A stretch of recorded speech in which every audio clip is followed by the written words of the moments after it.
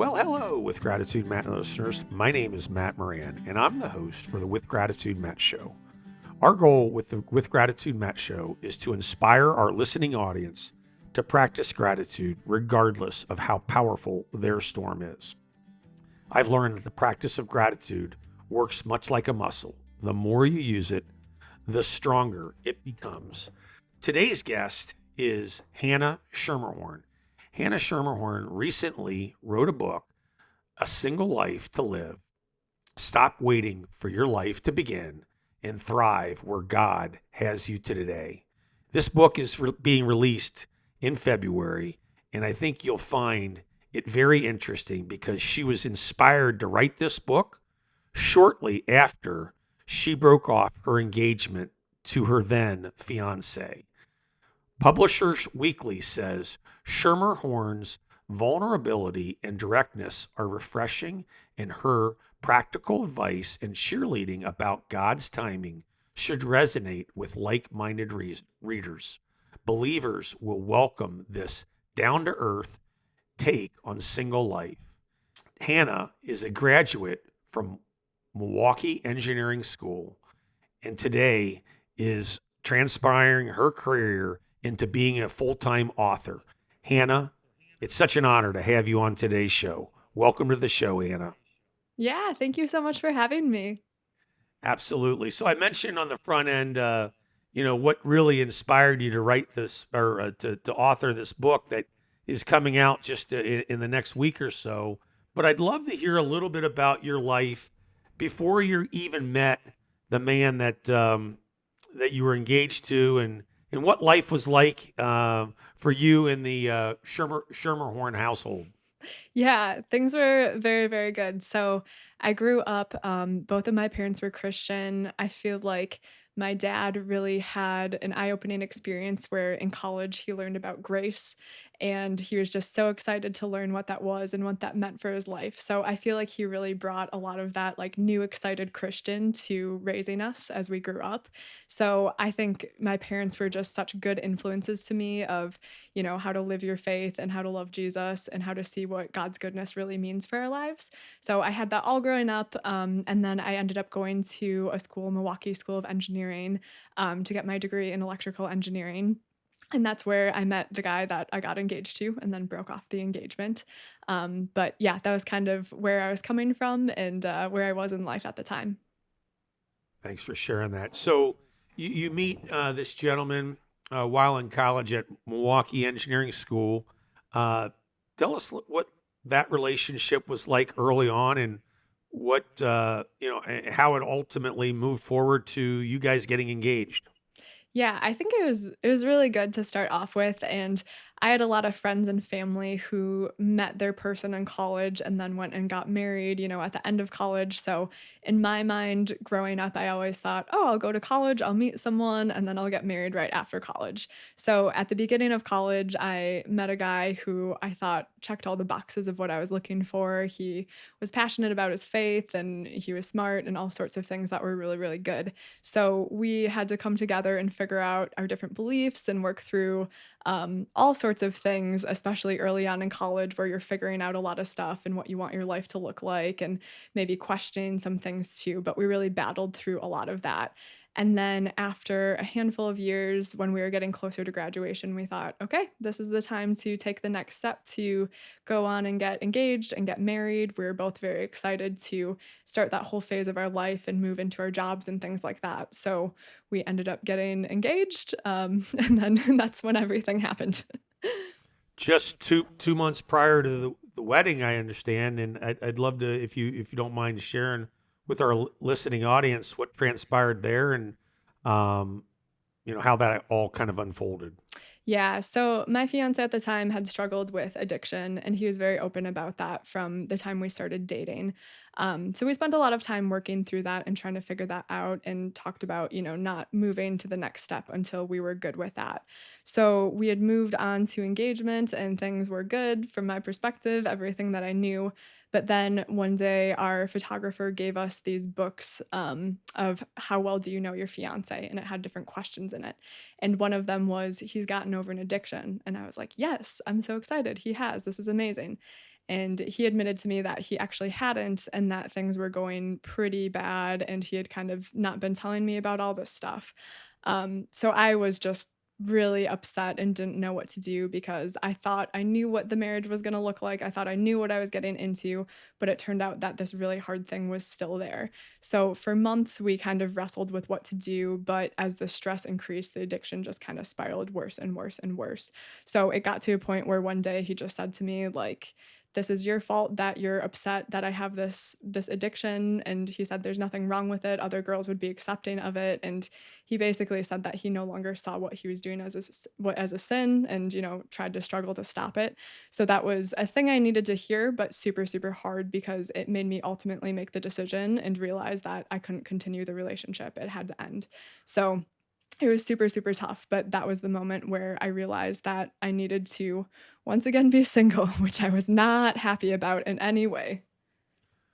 Well, yeah, I can only imagine, just 2 months prior, and I you touched on the front end, the type of family that you were raised in and Christian environment. You talked about your father learning about grace and in his college years, um, all of which I have to imagine was a good foundation for you to have as you leaned into this hurdle that you were kind of having to navigate through or around. Um, how did your faith help you through that period? Yeah, it was the most essential thing for sure. I feel like if I didn't have faith at the time, I would have just thought, what is the point of everything that's going on? What am I supposed to be doing? And I was still thinking those things for sure, but having God and knowing, he loves me and he's in control, that got me out of bed every day to go, okay, like clearly something is happening here. I don't like it, but I have to trust God and trust that he's good and he's allowing this to happen for a reason. It took me a long time to really get to a place where I could be excited about that and be super hopeful about that. But when everything was kind of taken away from me at that time, at least of what I perceived as being important, I realized that I had God and that was the only thing that I needed. C.S. Lewis has a really good quote of, "He who has God and everything else has no more than he who has God only." And I never understood that quote until I had to really live that quote, which was very helpful for me from that point on.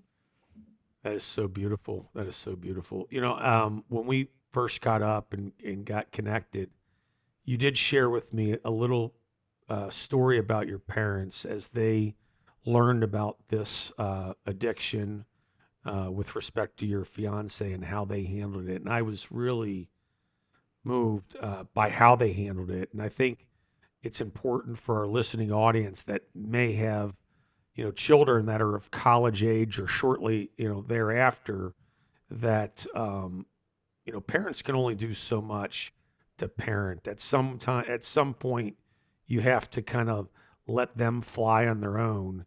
And that's kind of exactly what your parents did. However, they prayed for you, but let you come to your own conclusion. If you could just speak to, you know, the type of support that you felt from your parents and even the lack of pressure that you felt from them to do either move forward or to cut the relationship off. I think it'd be really important for our listening audience that do have children and are struggling with letting go. Mhm. Yeah, I think my parents were just huge in helping me through all of this. So, from the beginning, they never told me, "Hey, this is what you should be doing," or "This is what we think you should be doing." And I know after later conversations with my mother, she's like, "We just wanted you to do this, but we couldn't tell you that you had to do it." So I think they were really intentional about just supporting me and always being there for me. And they had said that, they decided together that whatever decision I made, they were going to support me and be there for me, regardless of what happened. So I think that was huge because if a parent, especially, college age kid or, younger, older, if a parent comes and says, "This is what you should be doing," it can put you on the defense pretty fast. And my parents really didn't want that, they say, break off this engagement. And then I'm like defending it and I'm against them and see them as like being against me and what I want to do. So they definitely took the harder route, but I really appreciate it of just being patient, praying about it, trusting God in it, and then just talking with me whenever I needed to talk, being there for me. When it all happened too, I think it was during the summer and I was living with my parents doing an internship. So just being there for me every day and helping me through that was really, really helpful. And it was nice that they never said, this is what you need to do, because, then when the fallout came either way, they were there for me. And I never felt like, oh, you forced me to make this decision or you wanted me to make this decision and I didn't. Their support there was just really nice. And then I think I ultimately had, them suggest, or even some friends suggest, like, you could end this and you can, change your life there, but it was never you have to do this. It's just, think about the different options. We're going to support you regardless. And that just helps so much, because obviously myself going through this, I was thinking about it a lot and just didn't know what to do and was praying for clarity. And once that clarity finally came, it was easy enough to make the decision. But in that struggle, I really needed to experience that. And that was helpful for me to grow as a person and me to grow in my faith and everything like that. So it was just super nice to have parents that were supportive the entire time. Yeah, I can take a lot of that from that. Just I have two daughters myself. They're younger. They're 11 and 10, but I know just even at their age, sometimes it's difficult to let them be a little bit more independent than we would like them to be, and they're testing us on that right now. So I'm sure you can relate to that, back to when you were 10 and 11. Yes. Testing your parents, right? Yes, I think so for sure. So don't worry. Good things will hopefully be coming for them too. I'm sure they will. It gets better. It gets better. Yes. Is that right? Yeah, I think so. My parents and I have a very good relationship, so don't worry about it. Awesome. No, that's so beautiful. So, it's remarkable to me that you're speaking so openly about something that was so personal and very difficult for you to live through. At what point did you come up with the idea that I'm going to write a book and share my entire story in that book? Like, what transpired to motivate you to do just that? Yeah, it took me a very long time. So I think it was maybe about 6 years from breaking off my engagement to one day realizing that I was still single, but I wasn't upset about it anymore. I was really, really happy about it. And that surprised me a lot, that my circumstances hadn't changed, but God had used a lot of different mentors and Bible stories and sermons and people in my life to really change my heart to be okay with the circumstance.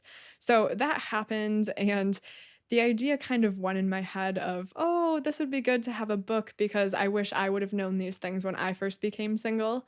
But it took me a long time to really sit down and write it. I think a few things that happened were I just started meeting people as I traveled and found out about, what they were going through and that they were facing similar things in singleness. So I started realizing, hey, there's other people who are suffering just like I was suffering and could use this help. And then also just I kind of had the idea, but then it took really me going to a Switchfoot concert. John Foreman was playing, and he had this documentary called 25 and 24 about playing 25 songs in 24 hours. And he just showed how he lived out his dream, these beautiful things that happened, even though his dream seemed pretty crazy. And as he did that, all these awesome things happened. People were moved, stuff like that. So I went to this concert, and at the end, they gave us this piece of paper that said 25 and 24. My dream is to.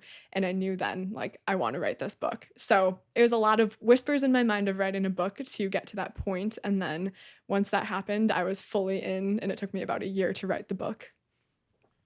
That's awesome, and we're right around the corner from it actually being available on places like Amazon and whatnot. We'll make sure in the show notes we tell our listening audience exactly how to pick it up. So, A Single Life to Live: stop waiting for your life to begin and thrive where God has you today. What can our listening audience learn about just the single life and following God's calling?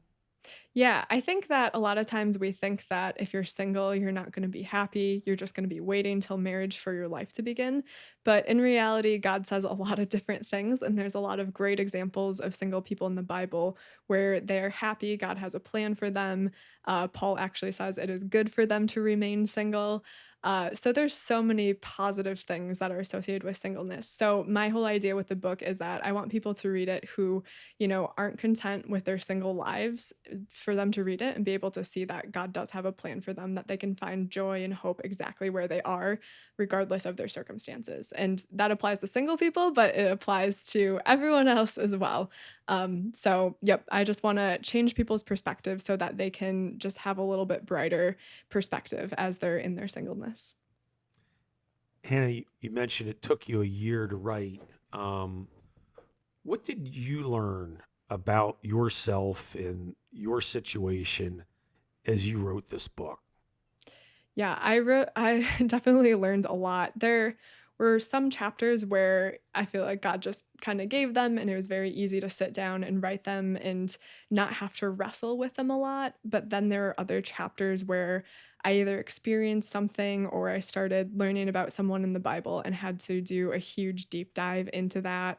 One of the chapters in particular I was working on, I'd written basically my whole book outline, was working on chapters and things like that.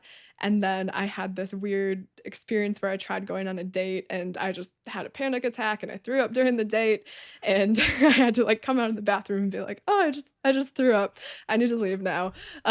So it makes a good story now, but was not fun at the time. But when I experienced that, I realized that I had a lot of baggage that I was dealing with in my singleness as I tried to date. And I hadn't really covered much of that in my book. So I realized I need to add a section on that. So I started digging into the story of Hagar in the Bible. And she had just so much to deal with because she basically had to have a child for Abraham and then got kicked out of the family and all sorts of things. So she just dealt with a ton of baggage. But God told her to go back when she went away from it. And I don't think that means God tells us to go back to the people who have hurt us and things like that, but at least going back and addressing the pain that we've gone through and the hardships we've gone through and really facing it and working through it. So for me, as I wrote the book, I kind of wrote the whole thing, and then God showed me a few gaps that I had that I personally had to work on, like dealing with baggage. And then I had to add those back into the book and do a lot of research with those kind of things. So it helped me to answer all of these lingering questions that I still had and really give myself all of the answers that I was looking for in singleness. So it made me very, very confident in God at the end. I already was, but like, man, he's really good with all this stuff.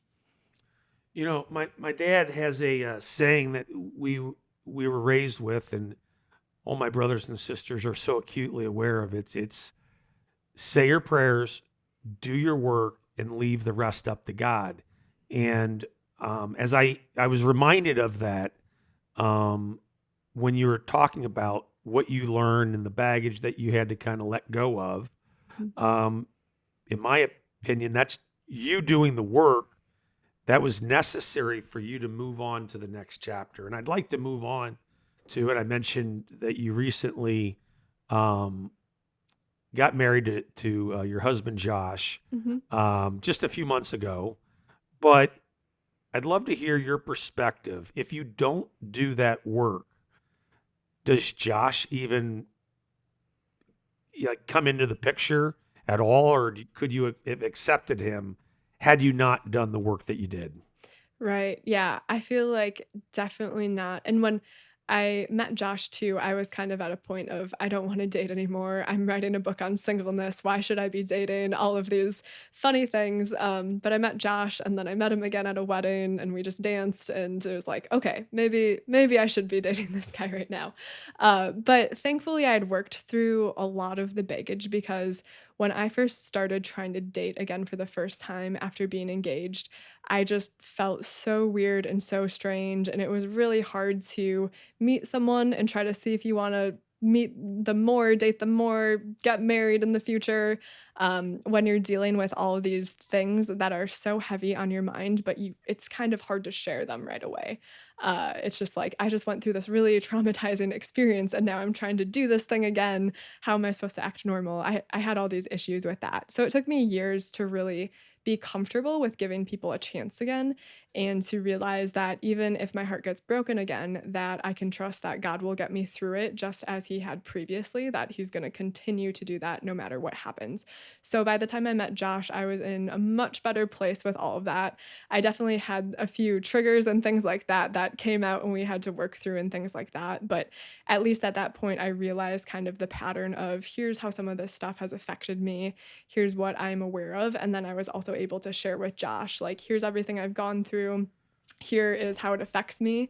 And here's how I'm trying to move forward from it. And we could do that together versus me just drowning in it whenever it came up. So that was super, super helpful for me in a relationship. And then moving into marriage as well, to not bring all of that in such a heavy, weighty way that would, eventually come out if I didn't address it. How long was your courtship with Josh before you got engaged? It was 3 years. Okay, Hmm. fantastic. And you just got married in November of last year, is that right? Yes. Yep. Hmm. Congratulations, congratulations. We also got married in November. It's November of 2009. Though we're a little bit ahead of you. Just a little bit. Yeah. No. Well, enjoy the honeymoon stage. It Yeah. only gets better from here. Nice. Yeah, I do really like that it's like, oh, like now we just get to do life together and figure things out together and all that. Like it's been really nice. Awesome. So not to go back too much with respect to your relationship that ended in 2014, but I do want to go back because I never was engaged. I never cut off an engagement, but I know a lot of people do, or a lot of people struggle. Should I do this? What they're planning. So many people are like excited about this date. They have it on their calendar. 2 months before the wedding, your entire guest list. They're looking forward to celebrating this day with you. Did that at all weigh in on should I end this relationship or should I continue, knowing that many people might be disappointed that their schedule is getting turned upside down because of a important decision that you're making? Yeah, definitely. That held a lot of weight for me. And I'm a person who's definitely a people pleaser and have to fight that. So I struggled a lot because there'd be things like I'd be sitting in church and someone would ask me, oh, are you super excited for your wedding that's coming up? And then I'd try really hard not to cry and give somewhat of an answer as I was wrestling through what to do exactly. So for me, there's a big piece of if I do break this off, then I have to tell everyone that this isn't happening again. And telling all of your closest friends and family, like they're going to be the most understanding, but having to have that conversation over and over. And then when you see people, they know that this thing just happened to you and it's very awkward. They don't know what to say. You don't know what to say. There's all of that I wasn't looking forward to. But I think, again, my parents were a huge help in all of that of, we can help take care of these things. We can talk to the relatives and things like that so you don't have to. That was super, super helpful, but it definitely was a big piece of breaking off the engagement that I struggled with because breaking off a relationship without an engagement is hard enough as you're trying to figure it out. But then all of a sudden you add this more public piece to it. More people are, kind of invested of, oh, we have this date that this party's going to happen on and all these things.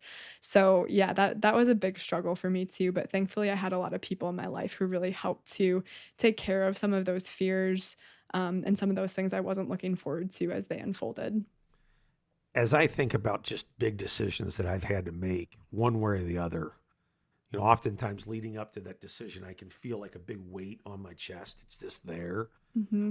Curious if you felt that weight during that period of time, and at what point did you feel that weight lift off and like almost feel like free once the decision's been made? If that it was correlated during your breakup. Yeah, it was months of having that weight because in my mind, the decision was kind of, do I give up on this person or do I keep fighting for this person? That was the thing that I really struggled with. And I struggled with, what will happen to them if I give up on them, if I stop supporting them, all of those things. That's really what kept me in. But then that conversation where, it was turned on me and they no longer cared about what they were doing as a sin, that was when my eyes finally opened. And honestly, that was the conversation that hurt the most, but it made that weight lift off my chest because I finally had the answer of, no, this is the time to end it. I can't keep supporting this. I can't keep doing this. So I remember we had the conversation and then I just like went to class right after. And am super weird. Just like I was in class and I was just like so like hyped up and just like, my life just completely changed. And then I went home and cried after that. But like I just had this very like normal, okay, I'm just gonna go to class now.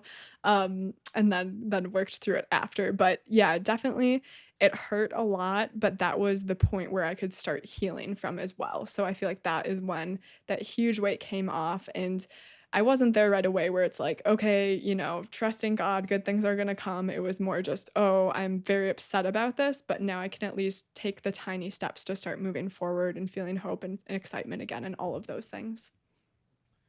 One of the things I talk a lot about is being truly present, like being present to those that you're with and right in front of. And I believe that God puts people in your life for a particular reason. Josh is now in your life for that exact reason. That being said, if memory serves me correctly, you kind of resisted the thought of being with Josh or even becoming friends with him initially when there was interest on his part. Maybe speak a little bit about that and how you ultimately just said, you know what, I'm going to trust that this is a way that God's directing me to, and I'm going to allow this to organically happen the way it's Mhm. supposed to happen. Yeah, so I feel like I had kind of been at the end of a lot of just not great trying to date people, whether it was setups or people I knew through friends, things like that. And I had reached a point where I'm like, why am I doing this anymore? I'm so sick of going through the cycle of meeting someone, getting excited about it, then finding out that it's not going to work out. And then you invested all this time and emotion into someone, even if it's just a couple of dates, and then it's done. And I'm a person who likes deep relationships, so I hate just starting off on those high level, not knowing people very well. So when I met Josh, it was actually at a birthday party of one of my roommates, and one of our mutual friends had invited him and thought that we'd be really good together. She wisely told neither of us, so everyone at the party knew that we were supposed to meet, but we did not know. And we started talking, and he was super nice, and it was good and everything. He actually knew my brother and things like that. So it was very nice. But then when he asked me out, I was just like, nope, I'm done dating. Like I'm not doing this anymore. So I think I sent him a very long message like, sorry, you seem really nice, but I'm just not into dating right now. And I'm sure you're a great person, but I just like don't care right now. And he said since like that was such an intense message you sent back. So that happened and I was like, yeah, like I don't want to date right now. And then a couple weeks later we went to our mutual friend's wedding and that's when, yeah, we just started dancing and talking. He's a very good dancer. He did like ballroom and swing dance and everything. So that definitely helped. And we just started talking about our lives and dreams and things like that. And as we did, I just felt so comfortable with him. And it'd been a very, very long time since I felt that comfortable with someone, especially a complete stranger. For the most part, I mean, we had mutual friends and things like that, but I felt that comfort that I hadn't felt. And then I realized, maybe I should give this a chance. And as we started to date, then it just became better and better how I could trust him and feel okay with him and things like that. And then for him, he was pretty fast of knowing he wanted to marry me. But for me, just because of past trauma and all my experiences, it took me a lot longer. So it took me a couple of years, but eventually I just had so much peace. I'd been praying to God for a long time of, again, make this clear. Like, I feel like things are really good here, but I'm still not sure if marriage is the thing that, I'm supposed to step into right now. And then, yeah, it just eventually I realized I can trust him. And more importantly, even if I make this big life decision, I can trust God in the change that is happening. So no matter what happens, things could, change or be stressful, God's still going to be with me through that. So I think having both of those where, okay, Josh and I know everything about each other, there's literally no surprises, nothing else that we could possibly uncover. Having those conversations very early on helped me a ton. I think on our second date, we just went through our whole life experience, everything, all the secrets you could possibly have. And it's like, here I am. If you want to keep dating me, go for it. Otherwise, you can back off now. So I did that. He did Yeah. that. That was a really good foundation for us to move forward with our relationship. And then I think just time helped me to reinforce, like, yep, he is a good person. He trusts God. He's very passionate about God, and I can move forward into a marriage with that. How grateful are you that he was as persistent as he was when he was getting uh, told no from you? I am so grateful. I give him so much credit for doing that. Especially now in dating, I feel like with dating apps and things like that, I had gone on dates and people would literally be like, if you're not into this, like there's other people that like me. So just tell me right now. And they weren't very invested in me. And it's like, well, if you're not interested in me, then no. But Josh had later told me that he basically met me and was like, you're the person for me as long as you want that as well. So he was very invested once he knew who I was of, this is exactly what I want and I'm going to be patient and do whatever I can to make it happen. If it doesn't, that's okay, but I'm going to give it my all. So I really appreciated that. And his confidence in our relationship was also really, really helpful. So we talked earlier about how your parents supported you through your previous relationship. I have to imagine if I can only, I don't, I've never met your parents, don't know them, but I feel like I kind of know their type of personality and how they support you. Mhm. Um, I'm guessing they saw how special Josh was early on. Did you ever feel pressure from them to take the next step, or did they allow you to get to your get to the right place on your own? And I'd love to hear how that transpired. Yeah, they definitely just allowed me to get there on my own. I know when I first started dating, I still had hesitations, just my own fears coming up to play and having to work through those. And I talked a lot with my parents. We went to Florida on a trip one time, and my dad and I just spent, early mornings walking on the beach and talking about these kind of things. And again, they loved Josh from the time they met him, but they were never saying, you have to do this, you have to move forward with this. They were just, again, very much listening to me, giving advice, more pointing back to God, then this is the step you need to take. And that, again, was super, super helpful. But they they loved him so much from the beginning. And when we did get engaged, they were very, very, very happy about it. And they're so excited about how my life has turned out now too. But I appreciate, again, that they never put that pressure on me of, this is the person you should be dating, this is who we think you should be with, so you need to take this next step. Because ultimately, if they're making those decisions for me, that's not great for me. I'm not owning my life, and then I might blame them or something later on. Having me take ownership was really, really helpful. That's beautiful. It's beautiful. Love to hear a little bit about the day that Josh surprised you and presented you with an engagement ring. Yeah, so it was actually my 30th birthday, and we had gone with a bunch of friends to Portugal, to the Azores Islands. And on my birthday, we were climbing up a volcano, so it's Pico. And I kind of suspected, like we had just talked about, or I think a few months earlier, I'd said, okay, like I am confident that marriage is the thing I'm ready for now. We can do this. So I knew it was coming at some point. But we got to the top of the volcano, and then Josh had written and illustrated a book for me. So very on with what I like. And then in the back of the book, he had made a compartment with a key that had a ring in it. So we were on top of this volcano. We were above the clouds. It was amazing. And he gave me this book, which is funny because the guide and the rest of the group were on like the other part of the mountain. They're like, is she just reading a book over there? What's going on? And She's getting then engaged right now. yeah, exactly.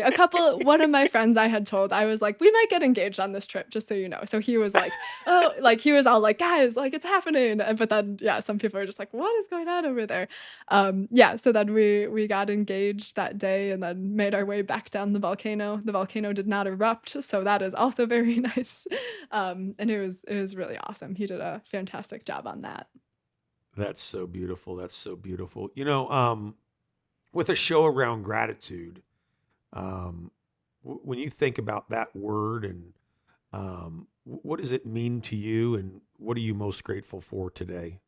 Yeah, I think me moving through my whole struggle of breaking off an engagement to coming to today, gratitude was such a big piece for me. I started doing counseling right away because I was just struggling so much. And one of the things my counselor kept on pushing was just look for the small things in your life every day that you can be thankful for or are looking forward to.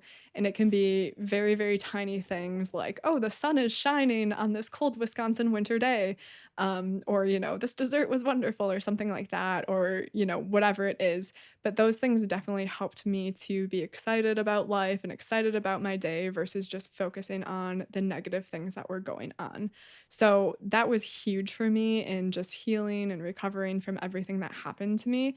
And that has been so big moving into relationships and marriage and everything like that, because there's always going to be stress in life, I realize, especially now. I think I always, oh, I'm not an adult yet, but I'm in my 30s now. I'm definitely an adult. But with adulting, it's just like you always have tasks you have to do. Things never end. There's always something to take care of. And being able to focus on those positive, good things, whether they're small or big, just takes away all of that stress and makes me so much more thankful for what's going on in my life. And right now there's so many blessings of just getting married, having this book come out, all of these things that God has blown my mind so much in and is just constantly showing me how good he is. So yeah, gratitude has been huge in me focusing back on look at all these blessings God has given me. Well, I'm so grateful that you've done all the work to get to where you are today, to the point where you're sharing it with others. And I know your story is going to help other people thrive in the relationships that they're um, either cultivating, ending, moving forward, but it'll absolutely help them navigate the relationship that they're in today. And I ask all of my guests a very similar question. I'll curtail it just a bit because I know how difficult it was for you to go through what you did in 2014. But if you look back to the decision that you made in 2014, and even the relationship that you had for several years prior to that, can you look? Do you look back on that at all and wish it did not happen, or do you possibly look at that situation and say, "Wow, I'm so grateful that I went through that experience because it allowed me to be the woman that I am to today. It allowed me to find the right relationship for me today." And I'd love your perspective on that as we close things out. Yeah, definitely the second one. I feel like the younger version of me was very different than the version of me now. And it's all thanks to that happening. When I came out of everything that happened, I'm just so much happier with how I view things and how my faith has been tested and grown through everything. So, yes, I am extremely thankful, as hard as it is to be, to have gone through that hardship. But if it weren't for that, then I wouldn't have written a book. I wouldn't be doing what I'm doing. I totally changed my career from engineering to being an author, all because I had this story and this message that I wanted to share. So my life has changed completely because of going through this hardship. And I am actually very thankful that it has happened, because my life would be so different if I had not gone through that. That's remarkable. It is remarkable. And what I've learned just through hurdles that I've faced, hurdles that we've other guests of mine have faced, most of the time, if you go through it with an open lens and you look at things objectively, usually a lot of growth comes through the hurdles that we face in life. And I'm really happy that you look at this particular situation just that way. Hannah, it's such an honor to get to know you better today. I wish you such great success as your book launches. We'll make sure that all of that goes into the show notes, and we promote it appropriately. Listening audience, just I hope you enjoyed Hannah's comments today, her sharing, showing a little bit of vulnerability, and hopefully that you can learn through some of the hurdles that she's had to face with respect to the relationship that she ended, and hopefully that helps you thrive in the relationship that you are in. First and foremost, make sure I think it's important to note that Hannah had a deep foundation that was a gift that she was given by her parents in really following God's lead, and um, it's important to lean into that, regardless of what hurdle you're finding yourself in. I try to do three things each and every day to keep the wheels on the track, if you will, and the first of which is find the courage to be grateful, regardless of how powerful the storm is.